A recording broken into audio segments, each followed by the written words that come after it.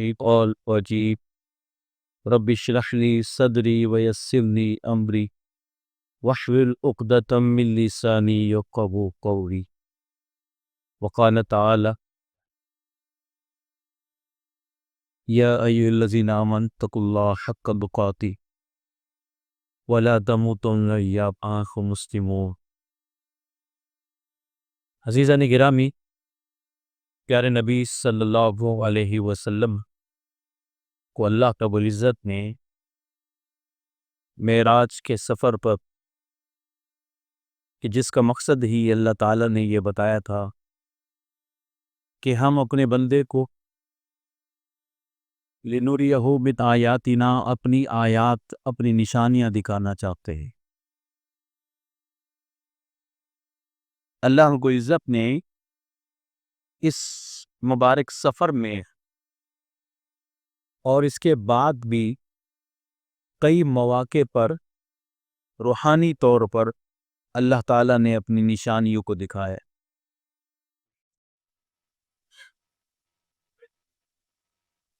یہ سفر تو امت کے اجماع کے مطابق جسم اور روح دونوں کے ساتھ ہی ہوا تھا۔ اس سفر سے واپسی پر بھی پیارے نبی صلی اللہ علیہ وسلم نے کئی چیزوں کے بارے میں خبر کو، جو گزشتہ جمعہ بیان کی جانے والی ایک ہی حدیث کے اندر نہیں بلکہ کئی مختلف مواقع پر مختلف حدیثوں کے اندر، اور ایک صحیح بخاری کی حدیث ہے، طویل حدیث، جس میں رسول اللہ صلی اللہ علیہ وسلم نے یہ لفظ استعمال کیے تھے کہ رأیت لی فی البارحہ، کہ آج رات میں نے خواب میں یہ منظر دیکھا۔ یہ ہم سب جانتے ہیں کہ انبیاء کے خواب بھی اللہ کی وحی ہی ہوتے ہیں، اور جو رسول اللہ صلی اللہ علیہ وسلم بیان فرماتے ہیں وہ سچ ہوتا ہے۔ وہ ہم جیسے خوابوں کی طرح نہیں ہوتے کہ کچھ چیزیں یاد رہیں اور کچھ چیزیں یاد نہ رہیں، یا شیطانی خواب بھی نہیں ہوتے۔ لہذا ان ساری حدیثوں کو جب ایک جگہ پر جمع کیا جائے گا تو اس میں ہماری عبرت اور نصیحت کے لیے کئی چیزیں مل جاتی ہیں، جس میں اس وقت کے ہم سب کے لیے بھی اور مسلمانوں کے لیے بھی بہت نصیحتیں موجود ہیں۔ جیسا کہ پیارے نبی صلی اللہ علیہ وسلم نے یہ فرمایا تھا کہ اطلعت فی الجنتی، میں نے جنت میں دیکھا۔ یہ اللہ رب العزت کی طرف سے معجزہ ہے، اور جنت اور جنت والوں کو دیکھنا بھی اللہ رب العزت کی طرف سے ایک انعام تھا۔ فرأیت اکثر اہلہا الفقراء، میں نے جنت میں دیکھا تو وہاں مجھے اکثر غریب لوگ نظر آئے، جو اس دنیا کے تقاضوں کے مطابق غریب ہوتے۔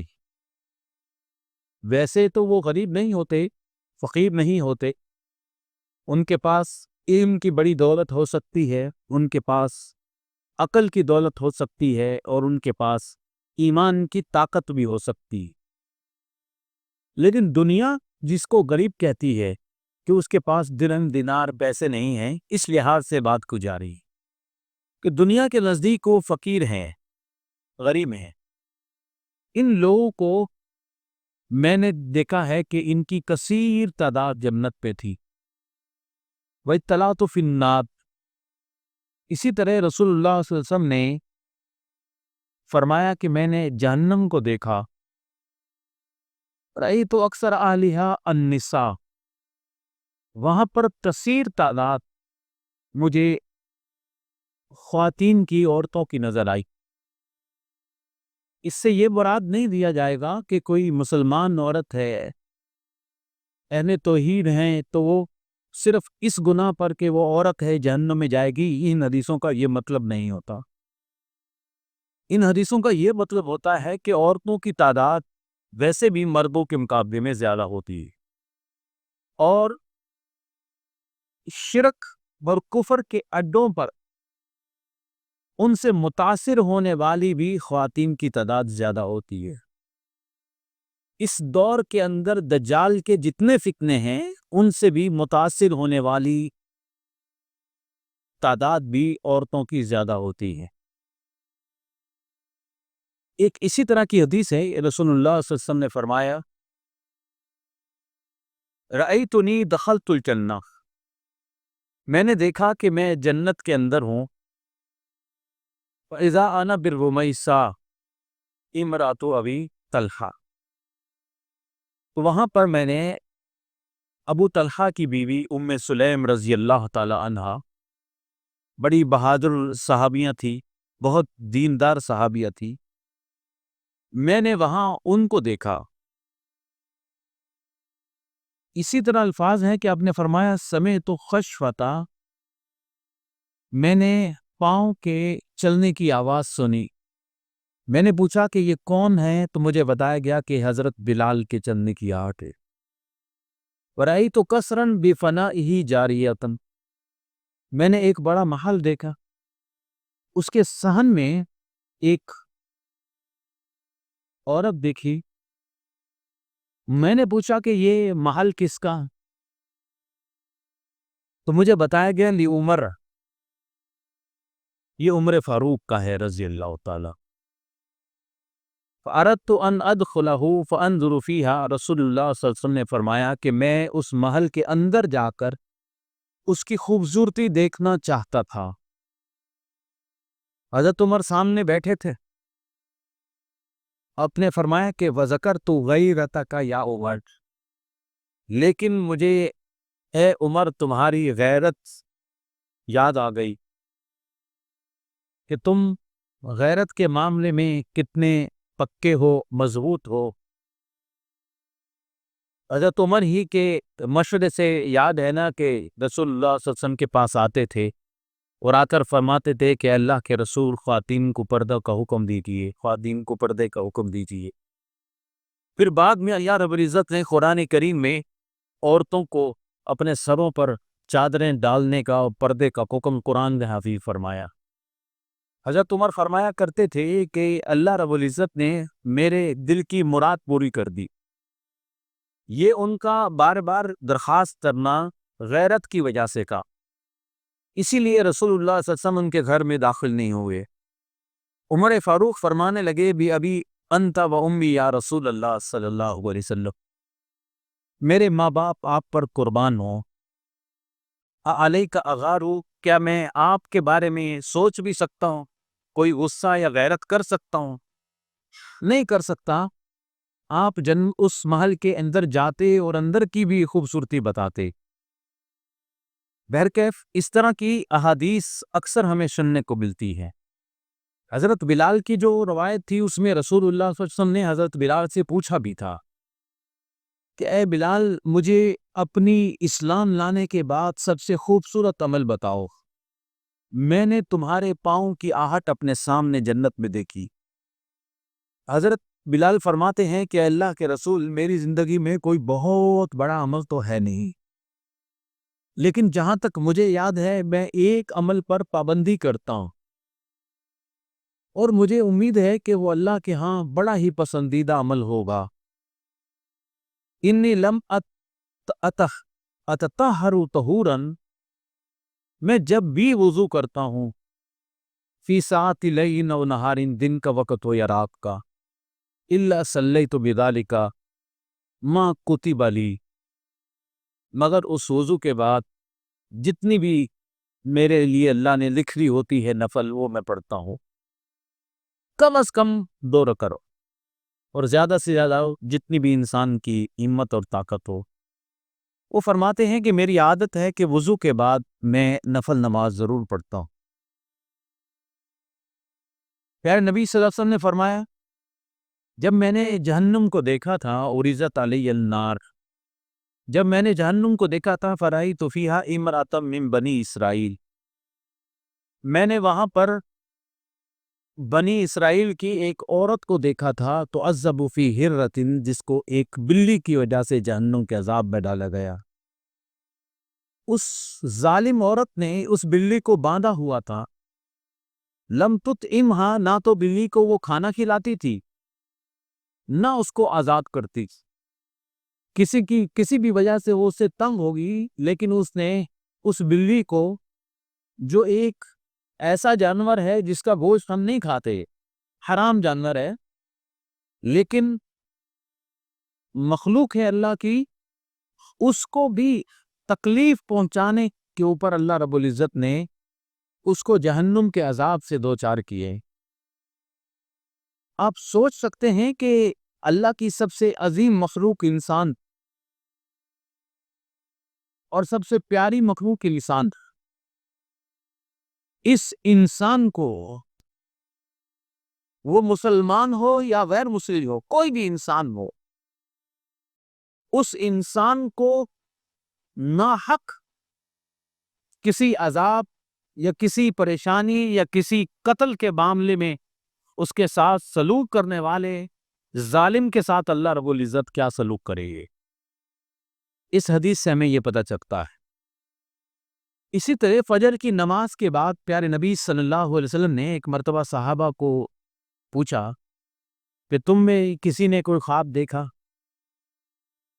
پھر آپ فرمانے لگے کہ میں نے جو آج رات دیکھا ہے وہ یہ ہے.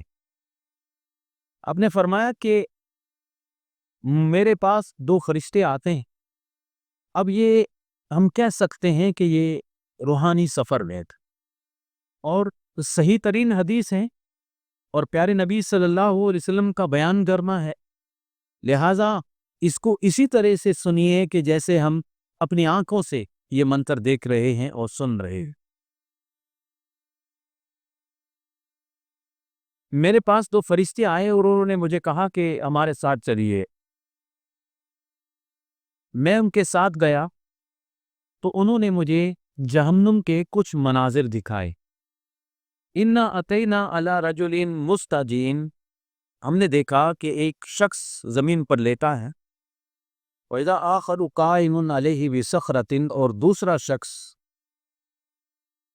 ایک بڑے بھاری پتھر کو لے کے کھڑا ہے.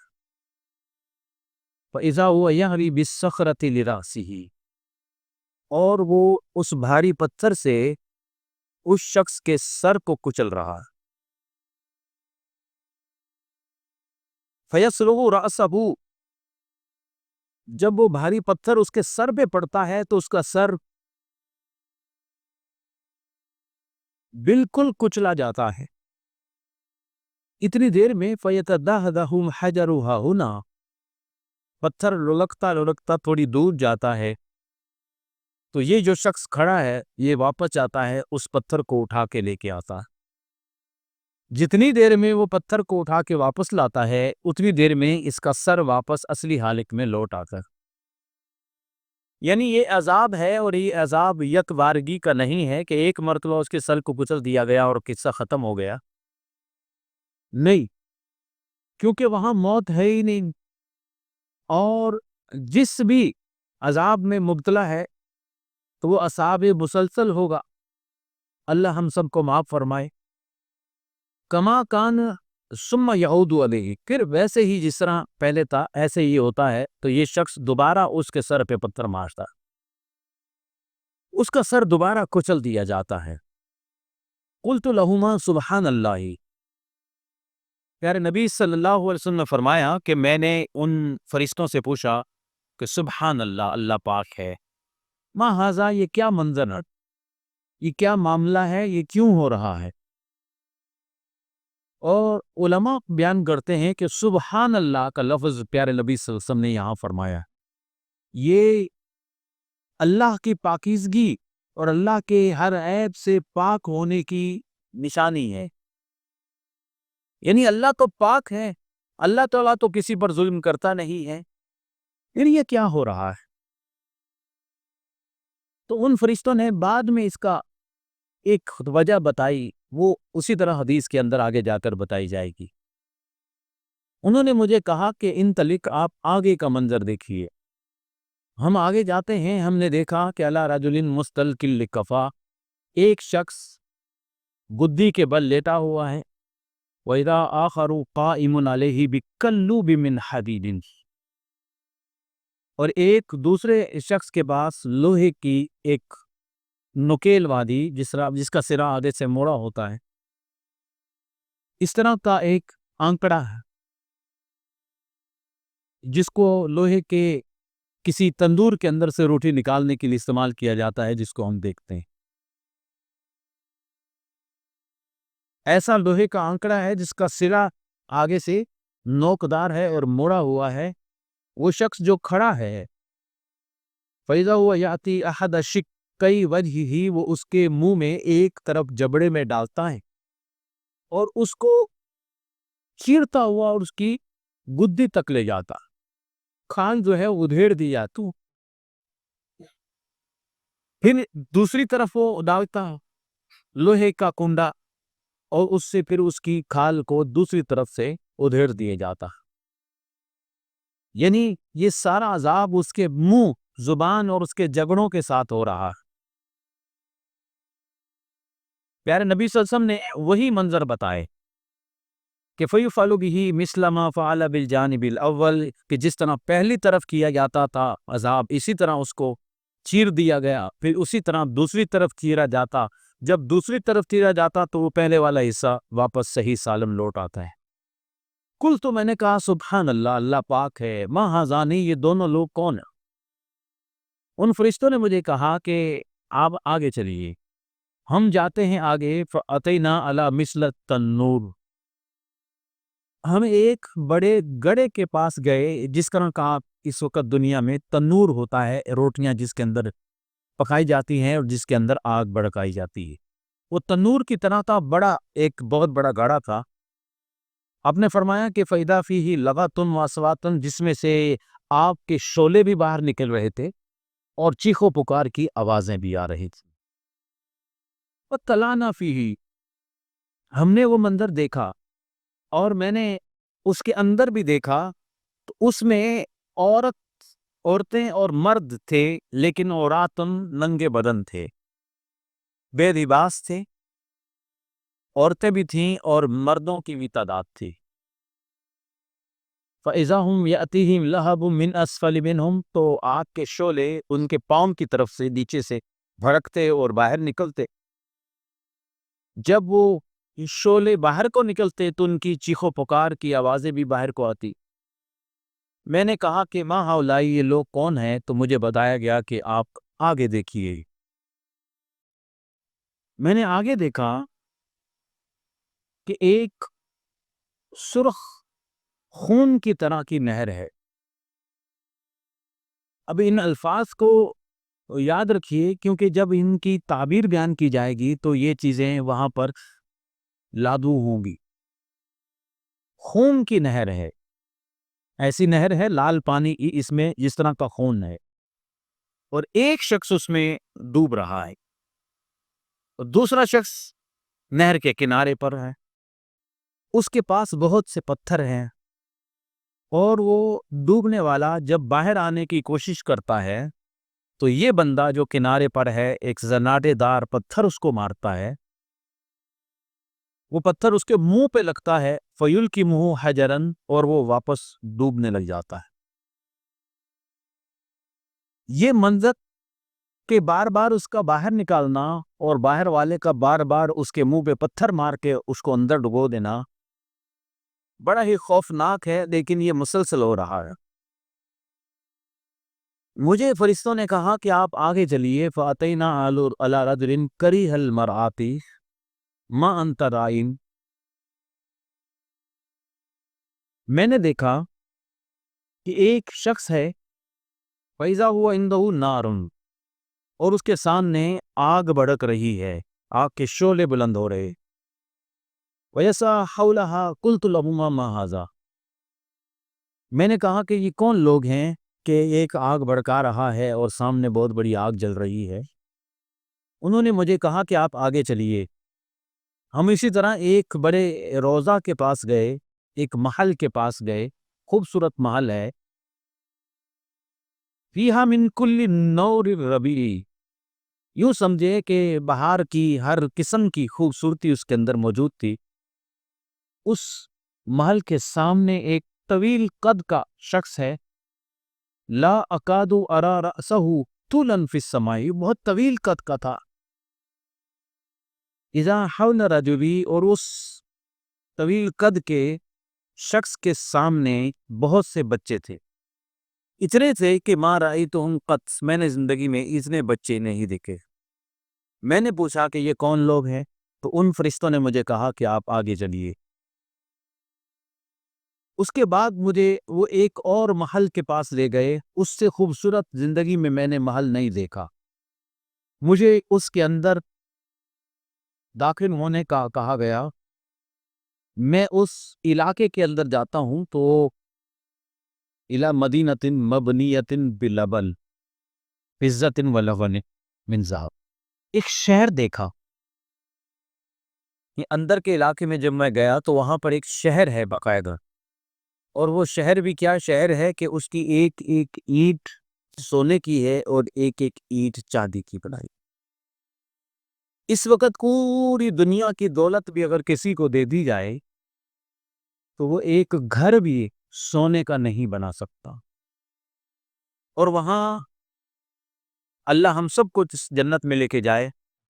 میرے جیسے، آپ جیسے اور امت مسلمہ کے لاکھوں کروڑوں غریب لوگ جو اس وقت پاکستان میں سونے کا ایک تولہ بھی نہ خرید سکے، انہیں اگر ایسا جنت میں محل ملے کہ جس کی ایک اینٹ سونے کی اور ایک اینٹ چاندی کی ہو، تو سوچیں کہ وہ اپنے آپ کو کیسا سمجھے گا. میں اس شہر میں گیا اور اس کا دروازہ تھا، میں نے اس کے دروازے کو کھٹکھٹایا، وہ میرے لیے کھول دیا گیا. ہم وہاں داخل ہوتے ہیں اور ہم وہاں ایک شخص کو ملتے ہیں. شطر من فلکہم کاحسن ما انت رائی، ان کے جسم کا ایک حصہ انتہائی خوبصورت تھا اور ان کے جسم کا ایک حصہ، آدھا حصہ انتہائی بدصورت. مجھے کہا گیا اذهبوا، بلکہ ان فرشتوں نے جن کا آدھا حصہ بدصورت ہے اور آدھا حصہ خوبصورت ہے، ان کو حکم دیا کہ فقعوا فی ذلک النہر، کہ اللہ رب العزت نے تمہارے لیے یہ نہر بنائی ہے، نہر حیات، تم اس نہر کے اندر داخل ہو جاؤ. وہ جیسے ہی اس نہر میں داخل ہوتے ہیں، جب واپس آتے ہیں تو ان کے جسم کی جو بدصورتی تھی وہ بھی ختم ہو جاتی. فسارو، پس وہ بن جاتے ہیں فی احسن صورت، انتہائی خوبصورت. پھر مجھے کہا گیا کہ ہذہ جنت عدن، یہ جنت عدن ہے جس کی ایک اینٹ سونے کی ہے اور ایک اینٹ چاندی کی. پھر میں نے اس کے آگے دیکھا کہ ایک انتہائی بڑا سفید رنگ کا بادل نظر آیا. اس بادل کے اندر محل ہے. مجھے کہا گیا کہ ھذا منزلک، یہ تمہارا گھر ہے. قلت لہما بارک اللہ فیکما، میں نے اس خوشخبری پر ان کو کہا کہ اللہ تمہیں برکت دے. فذرانی فادخل، مجھے اندر داخل ہونے دیجئے، میں اندر جا کر دیکھنا چاہتا ہوں. تو انہوں نے کہا کہ اما الآن فلا، اب نہیں، لیکن انت داخل ہو، آپ داخل اسی میں ہوں گے انشاءاللہ تعالی، لیکن اب نہیں. قلت لہما، میں نے ان کو کہا کہ مجھے یہ بتاؤ، میں نے جو آج رات منظر دیکھے ہیں یہ کیا ہے؟ میں نے آج رات دیکھے ہیں مناظر منذ اللیل عجبا، انتہائی حیران کن چیزیں دیکھی ہیں. انہوں نے مجھے کہا کہ اما انا سنخبرک، اب ہم آپ کو بتاتے ہیں کہ آپ نے جو منظر دیکھے تھے وہ کیا تھے. اما الرجل الاول، وہ پہلا آدمی جس کے پاس آپ گئے تھے اور اس کے سر کو کچلا جاتا تھا بار بار، فإنہ الرجل یاخذ القرآن، یہ وہ بندہ تھا جس نے قرآن کو حاصل کیا تھا، فیرفضہ، لیکن پھر اس کو چھوڑ دیا تھا، اور پلس اس کا ایک بہت بڑا گناہ یہ تھا، اور اس گناہ کی وجہ بھی پہلی وجہ تھی وَيَنَامُ عَنِ الصَّلَاةِ الْمَكْتُوبَةِ، کہ وہ فرض نماز سے بھی سو جاتا تھا.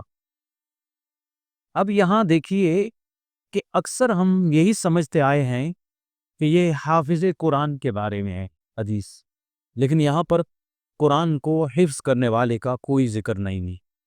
یہاں پر ذکر ہے میرا آپ کا ہمسر کا کہ جو بھی قرآن کو سیکھتا ہے، وہ قرآن کو ناظرہ پڑھتا ہے، قرآن کو ترجمے کے ساتھ پڑھتا ہے، قرآن کو حفظ کرتا ہے، قرآن کو سمجھتا ہے، قرآن سے اس کا تعلق جڑ گیا، دنیا کی سب سے عظیم دولت اس کو مل گئی، اب وہ اس کو چھوڑ دے رہا ہے۔ اور چھوڑنا یہ ہے کہ پھر وہ اس کو بھول جاتا ہے، اٹھانا بھول جاتا ہے، پڑھنا بھول جاتا ہے، تعلق توڑ دیتا ہے، اور اس کی وجہ سے ایک اور نحوست اس کے اوپر آتی ہے، وہ یہ ہے کہ پھر وہ نماز سے بھی غافل ہو جاتا ہے۔ یہ نحوست در نحوست ہوتی ہے۔ جو شخص قرآن سے جڑا رہے گا، امید یہی ہے کہ پھر وہ نماز بھی پڑھتا رہے گا۔ لیکن ہم میں سے بدبخت وہ لوگ ہوں گے کہ جو قرآن کے حافظ بھی ہیں، قرآن کے قاری بھی ہیں، قرآن پڑھتے بھی ہیں، قرآن پڑھاتے بھی ہیں، اور پھر بھی ان کو پتہ نہ چلے کہ نماز کیا ہوتی ہے۔ تو پھر اسے اس حدیث کی روشنی میں اپنا انجام سوچ لینا چاہیے۔ اس سے یہ بھی کوئی کہنے والا آ سکتا ہے اور کہے کہ اسی لیے تو میں قرآن نہیں پڑھتا، کہ اگر میں نے قرآن اٹھا لیا اور قرآن کے ساتھ تعلق جوڑ لیا تو پھر تو میں مجبور ہو جاؤں۔ نہیں، یہ اتنی عظیم دولت ہے، اتنی عظیم نعمت ہے، اور اس کا اتنا بڑا اجر و ثواب ہے کہ ایسے بندے کو نماز نہیں چھوڑنی چاہیے، کیونکہ اس کو پتا ہے قرآن کے اندر اللہ رب العزت نے کیا فرمائے۔ اس کے پاس اتنی بڑی دولت آ گئی ہے، اب اس دولت میں اضافہ کرنے کے بجائے وہ خود بھی تہی دامن ہو جائے، اپنے دامن کو خالی کر دے، اور اس کو اپنا رہنما سمجھنے والے لوگ بھی اس کی طرف دیکھ کر نماز سے غافل ہو جائیں گے۔ اللہ رب العزت مجھے آپ کو ہم سب کو سمجھنے کی توفیق عطا فرمائے۔ اما الرجل الذی اتیت علیہ یشرشر صدقہ، وہ بندہ جس کے پاس آئے تھے اور اس کی جبڑوں کو لوہے کے کنڈوں کے ساتھ چیرا جا رہا تھا گدی تک، اور اس کی آنکھوں کے اندر وہ ڈال کر اس کو چیرا جا رہا تھا اس کے سر تک، یہ وہ بندہ ہے فَإِنَّهُ رَجُلٌ يَغْدُو مِن بَيْتِهِ، جو صبح اپنے گھر سے نکلتا تھا، فَيَكْذِبُ الْكِذْبَةَ، جھوٹ پھیلانے لگ جاتا، اور جھوٹ پھیلانے لگ جاتا تھا، اور اس وقت پیارے نبی صلی اللہ علیہ وسلم نے قربان جاؤں آج 1500 سال کے بعد آنے والا دور بتایا کہ یبلغ الآفاق، تبلغ الآفاق، کہ اس کا جھوٹ اس تک محدود نہیں رہتا، وہ پوری دنیا میں پھیل جاتا ہے۔ اب مجھے بتائیے کہ پوری دنیا میں کس کا جھوٹ پھیلتا ہے؟ کون ہے ایسا بندہ کہ جو گھر سے نکلتا ہے اور اس کا کام یہ ہوتا ہے کہ وہ جھوٹ بولنا شروع ہو جائے، اور اس کا جھوٹ صرف ایک دو بندوں تک محدود نہیں ہوتا، پوری دنیا میں پھیلتا ہے؟ آج کیا یہ ہو نہیں رہا؟ سوشل میڈیا کی تھرو کیا سیاستدان، کیا یوٹیوبر، کیا ایکٹیوسٹ، کیا عام بندہ، کیا دیندار لوگ، کیا علماء، کیا نمازی، بس بلا سوچے سمجھے جھوٹ پھیلانے کی فیکٹری بن چکے۔ پچھلے اس ہفتے سے کوئی ایسی ذہنی اور جسمانی پریشانی کے اندر تقریباً ہر حساس دل جو کراچی کا ہے وابستہ ہے، وہ دیکھ چکا ہے کہ وہ اپنے بھائیوں کو، اپنے پیاروں کو آج تک بھی صحیح طریقے سے ملبے سے نہیں نکال سکا، اور اس کے بعد سے لے کر جب سے پتہ چلا، میں اپنی پریشانی میں ہوں گا، میرا وہاں پہ کوئی نہ کوئی دکان تھی، نہ میرا کوئی کاروبار تھا، لیکن میرا سگا بیٹا ریسکیو میں تھا، تو وہ رات کو دن کو وہیں پر مصروف تھا، تو مجھے نیند نہیں آ رہی تھی، صرف اس سوچ کے کہ وہاں پر آگ لگی ہوئی ہے، پتہ نہیں میرے بچے کے ساتھ کیا ہوتا، صرف یہ سوچ کو۔ اور جن کے حقیقی مائیں بہنیں بیٹے اندر ہیں، ان کے ساتھ کیا بیت رہی ہوگی۔ اپنے لوگوں کو تو میں ہر 10 منٹ بعد فون کر کے پوچھ رہا تھا کہ بھائی تم کہاں پر ہو، کیا بنا، لیکن جن کا فون کا جواب نہیں آ رہا۔ گزشتہ ہفتے 15 دن پہلے میں نے ایک ویڈیو دیکھی تھی کہ غزہ کے ملبے سے، جو نیچے ملبے ہیں، وہاں سے ایک شخص تقریباً 100 دن سے اس مٹی کو، اس ملبے کو وہ چھلنی لے کے، یہ جو چھلنی ہوتی ہے بڑی، اس سے وہ چھانتا ہے اور اس میں سے اپنے خاندان کے لوگوں کی ہڈیاں چلتا ہے، پھر وہ ایک جگہ پہ جمع کرتا ہے، پھر اس کو دفناتا ہے، اس کو کہتا ہے کہ مجھے اس میں سکون آ جاتا ہے کہ چلو اس جگہ پہ میرا پورا خاندان تھا جو اس بم دھماکے کے اندر جل گیا تھا، چلو میں اس کی ہڈیاں دفنا دوں، چلو میں ان کے لیے نماز جنازہ کا انتظام کر دوں، چلو میں ان کے لیے کچھ تسلی ہو جائے۔ آج وہی منظر یہاں پر نظر آ رہا، بالکل وہی منظر نظر آ رہا، اور بتانا پتہ نہیں کیا چاہ رہا تھا کہ ہاں اس کے پیچھے لوگ کیا کہہ رہے ہیں، فلاں کی وجہ سے وہ کہہ رہے ہیں کہ گزشتہ جو گورنمنٹ تھی انہوں نے یہ کام کیا تھا، وہ کہہ رہے ہیں کہ یہ جی 95 کے اندر فلاں میئر تھا اس نے بلڈنگ بنائی، اور حقیقت یہ ہے کہ یہ سارا عذاب جھوٹ کی وجہ سے ہے جو اس حدیث کے اندر لکھا گیا، سب جھوٹ اور کرپشن یہ بنیاد ہے، کوئی سب ذمہ دار ہیں، سب کے سب، حکومت بھی ذمہ دار ہے، ناظم بھی ذمہ دار ہیں، سیاسی جماعتیں ذمہ دار ہیں، تاجر خود بھی ذمہ دار ہیں، ہم بھی ذمہ دار ہیں کہ ہم بلڈنگ بناتے ہیں، لاکھوں لوگوں کو بلاتے ہیں، وہاں پر تجارت کرتے ہیں، لیکن ہم سیفٹی الارم نہیں لگا سکتے کہ چلو الارم لگ جائے لوگ باہر نکل جائیں۔ سب سے قیمتی دنیا کے اندر جو چیز ہے نا وہ جان ہوتی، سب سے قیمتی چیز، جان بچ جائے بعد میں دیکھی جائے گی دوسری چیز، یہ دوسرا کام ہوتا ہے، اور جو بچانے والے آتے ہیں وہ بھی آگ بجھاتے ہیں، وہ انسانوں کو جلتے ہوئے اندر سے نکالنا ناممکن ہوتا، لالچ، ہوس، مزید لوٹنا، جہاں سے نکلنے کا راستہ ہے وہاں پر بھی دکانیں بنانا، جہاں سے بھاگنے کی جگہ ہے وہاں پر بھی ہم نے اپنا سامان کھڑا کر دینا، الارم بھی نہ لگانا، اور پھر دوسرے جن کا کام یہ ہوتا ہے، حکومت کے لوگ جن کی ذمہ داری یہ ہوتی ہے کہ صرف کنٹرول کرے کہ بس یہ جگہ خالی کر دو، اس طرح نہ کرو، حکومتوں کا یہ کام ہوتا ہے کہ وہ لوگوں کو سیدھا راستہ دکھاتے ہیں، وہ بھی پیسے لے کے چلے جانا، اور ہمیشہ تک صدیوں سے ان کا یہی کام ہونا کہ لوٹ مار لوٹ مار لوٹ مار، پھر ان کی اولادیں بھی برباد، ان کی نسلیں بھی برباد، اور اس عذاب کا، اس جھوٹ کا جو اللہ ان متاثرین کے اوپر رحم فرمائے، اللہ رب العزت ان کو عافیت عطا فرمائے، اللہ رب العزت جو بچ گئے ہیں ان کے خاندان والے ان کو صبر کی توفیق عطا فرمائے، اللہ تعالیٰ ان کو دوبارہ بحالی کی توفیق عطا فرمائے، ہم ان کے لیے دعائیں کر سکتے ہیں اور کچھ بھی نہیں کر سکتے۔ اس کوئی بھی موضوع میرا دل ہی نہیں کر رہا تھا کہ کس موضوع پہ بات کی جائے، بھلا ہم کسی کا عزیز ملبے میں ہے، کسی کا بھائی ملبے میں ہے، آگ جل رہی ہے، اور میں وہاں پر جہنم کی آگ کی باتیں نہیں بتا سک رہا،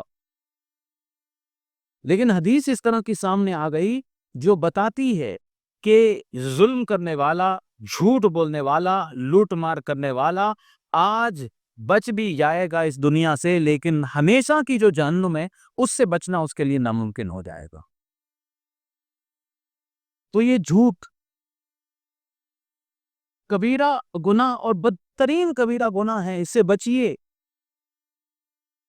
ہم اتنے آپس میں تقسیم ہو چکے ہیں کہ ہم دیکھتے ہیں پہلے کہ حکومت کن کی ہے، ہماری جماعت کی حکومت ہے، چلو جھوٹ بولنا شروع کر دو ان کے حق میں، ہمارے مخالف لوگ ہیں ان کے خلاف جھوٹ بولنا شروع کر، کوئی حادثہ پیش آ جائے اور ہم سوچ لے جاتے ہیں کہ وہاں پر ناظم تو ہمارا اپنا کا، تو چلو یہاں پر بات نہیں کر، ایسے کہ لاش مل جائے تو لڑنے لگ جانا کہ میں لے کے جاؤں گا ہاسپٹل میں اندر، یعنی جانوروں سے بھی بدتر ہو گئے، جانوروں سے بھی بدتر انسان جب بن جاتا ہے تو پھر ایسے ہولناک حادثے آتے ہی۔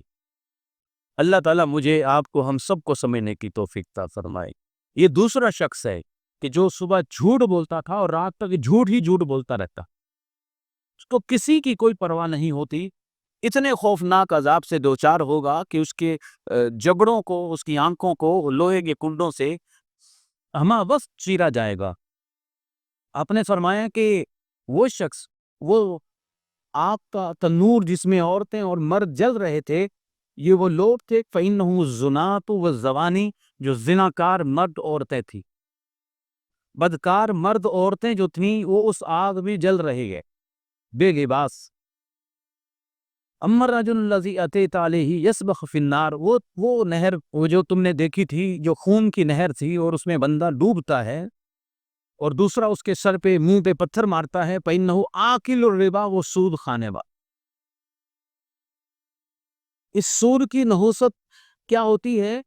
مثال سمجھے کہ وہ خون کی نہر ہے. تو سود ایک کا جو ہوتا ہے، یعنی ایک جو سود کماتا ہے کھاتا ہے، وہ ہزاروں لاکھوں کا خون نچوڑتا ہے. وہ عام لوگوں کا خون نچوڑا جاتا ہے تبھی تو کوئی ایک بندہ سود کھا رہا ہو. اب اس کی ہزاروں لاکھوں قسمیں ہو گئی، ہر طریقے سے گھما گھما کے وہی سود کے اندر جاتے ہیں. گلی گلی میں ہزاروں بینکیں ہیں اور بینکیں صبح شام ہر بینک کے باہر اسلامی ایمان یقین کے نام لکھے ہوئے ہیں اور سب کو پتا ہے، ان کو بھی پتا ہے، لینے والے کو بھی پتا ہے کہ یہ سودی بینک ہیں، لیکن نام اسلامی، قرآنی، ایمان اور یقین اس طرح کے نام رکھے جاتے ہیں. اب سوچیں کہ ان لوگوں کو پھر ایسی آگ کے ایسے خون کے نہر میں ڈبویا کیوں نہ جائے کہ ایک تو سود جو کبیرہ گناہ ہے، جو اللہ رسول سے جنگ ہے، اور اس کے اوپر نام اسلام کا رکھ دینا اچھی بات تھوڑی. گناہ کو گناہ سمجھ کے کرے. ایک شخص کو اپنی بیوی سے، ابھی نام نہیں لینا چاہیے، کوئی باہر کا بات لاہور کا بول دیتے ہیں، بیوی سے جھگڑا ہو رہا ہے. بیوی نے کہا کہ یہ میرے 10 تولے 20 تولہ سونا دے کر پتہ نہیں کھا گیا ہے، میرا شوہر دیتا نہیں. شوہر سے پوچھا کہ بھائی کیوں طلاق ہو رہی ہے؟ وہ کہنے لگا کچھ نہیں، میں نے تو وہ بینک میں جمع کروایا تھا، وہاں سے میں نے سود پہ پیسے اٹھائے، میں نے کاروبار کیا، کاروبار ڈوب گیا، اب وہ بینک والے سونا لے گئے اور بیوی مجھ سے سونا مانگ رہی ہے. یہ اس کے پس منظر میں کیا ہے؟ سود. گھر بھی تباہ ہوا، کاروبار بھی تباہ ہوا، سود. میں نے کہا کہ بھائی یہ تم ہمیں پاگل سمجھتے ہو؟ ہم جو 20-25 ہزار 30 ہزار پہ لے کر روٹی کھاتے ہیں، یہ جو ریڑی والا بندہ ہے، یہ جو بیچارہ چپس بیچتا ہے، یہ جو حلال کمانے کی چکر میں ہوتا ہے، اس نے تو کبھی سود سے 5 لاکھ 10 لاکھ 20 لاکھ نہیں دیا. یہ اس کی زندگی نہیں گزر رہی، اس کے بیوی بچے نہیں پل رہے، اس کو سکون سے نیند نہیں آ رہی. تو ہم ہوس اور لالچ میں پھنسے، اور جب سود کے اندر پھنسے تو پھر پھنستے چلے گئے، پھر واپسی کا منظر ملتا ہی نہیں ہے، پھر تباہی ہوتی ہے. اللہ اکبر. آپ نے فرمایا کہ وہ بندہ جس کو تم نے دیکھا کہ جس کے سامنے آگ بھڑک رہی ہے، یہ جہنم کا مالک ہے. اما رجل الطویل، وہ طویل قد کا بندہ جس کے سامنے محل تھا اور باغات تھے اور اس باغات میں بچے ہیں، یہ ابراہیم علیہ الصلوۃ والسلام. اور وہ بچے الذین حولہ، جو اس کے چاروں طرف کھیل رہے ہیں، یہ وہ بچے ہیں جو ماتا علی الفطرتی، جو فطرت اسلام پر فوت ہو جاتے. چھوٹے بچے جو دنیا سے چلے جاتے سارے جنت میں جائیں گے. پیارے نبی صلی اللہ علیہ وسلم سے پوچھا گیا اللہ کے رسول، یہ بچے تو ہمارے بھی جاتے ہیں اور بچے تو مشرکین کے بھی جاتے ہیں. آپ نے فرمایا کہ ہاں، وہاں پر مشرکین کے بچے بھی ہوں گے، کیونکہ وہ بھی تو اسلام پر ہی پیدا ہوتے، وہ ابھی بڑے نہیں ہوئے تھے، وہ بچے تھے. اور آپ نے فرمایا کہ وہ بندے جن کے جسم کا آدھا حصہ خوبصورت تھا، آدھا حصہ بدصورت تھا، یہ وہ لوگ تھے خلطوا عملا صالحا وآخر سیئا، جنہوں نے نیکیاں بھی کی تھی، جنہوں نے گناہ بھی کیے، اللہ نے ان کو معاف کر دیا. اے اللہ ہمیں بھی معاف فرماؤ. پیارے نبی صلی اللہ علیہ وسلم نے اس طرح کے اور بھی بہت سی باتیں بتائی ہیں، وقت ہو گیا. قصہ مختصر یہ ہے کہ یہ ساری نصیحتیں ہمیں سمجھنے کے لیے بتائی جاتی. کوئی ہے ہم میں سے جو توبہ کرے، معافی مانگے اور اللہ اور اللہ کے رسول کے راستوں پر چلنے کی کوشش کرے. وآخر دعوانا ان الحمد للہ.